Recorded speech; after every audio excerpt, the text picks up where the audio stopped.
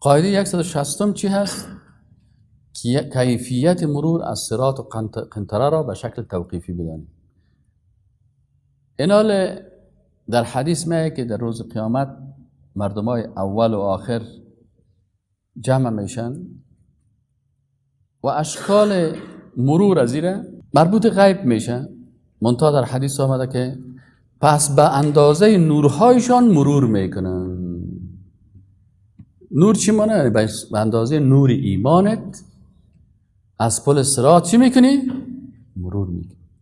اینجا یک مسئله هست، چون مسئله غیب است مسئله گپ نمیزنم، ولی ما و شما داریم سالهای نوری داریم، نه؟ سالهای چی داریم؟ و حرکت نوری هم فرق میکنه دیگه از حرکت عادی. در ساینس امروزی حرکت نوری با حرکت عادی چی میکنه؟ فرق میکنه.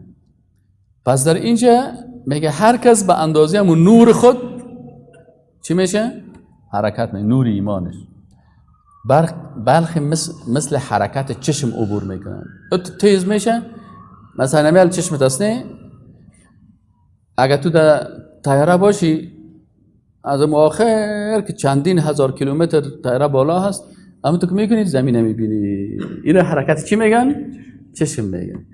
مثلا نمیال اگر اون فرق کره میال موتورسایکل میره، اگر بیان باید کت پای بریم تو فرق کو چقدر وقت میگیره، اما حرکت چشم چه قسم است؟ کم سال میگه اون نکو.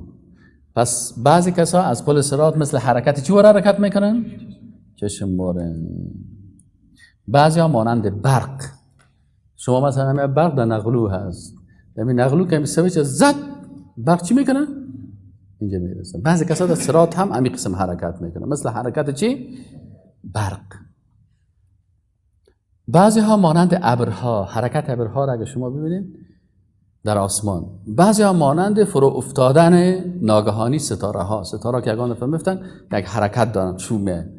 بعضی ها مانند باد حرکت میکنن. پل صراط حرکت ها فرق میکنن. بعضی ها مانند حرکت اسب، یعنی حرکت چشم بسیار تیز است، حرکت ابر، حرکت باد، حرکت اسب. بعضی ها مانند رفتن یک شخص عادی. این قسم است. حتی کسانی که نورش به اندازه انگشت بزرگ پایش برابر شدن، با خزیدن بالای روی و دستان و پاهایش مرور میکنن. بعضی کسانی که در این پل صراط همونطور بر روی افتادن، کت دستا و پای خودم مثل که دعو بازی زفت و پروت میگن، نه دستگیری. فهمیدی یا نه؟ در روی سینه افتاده است، خدا کش کردن میره.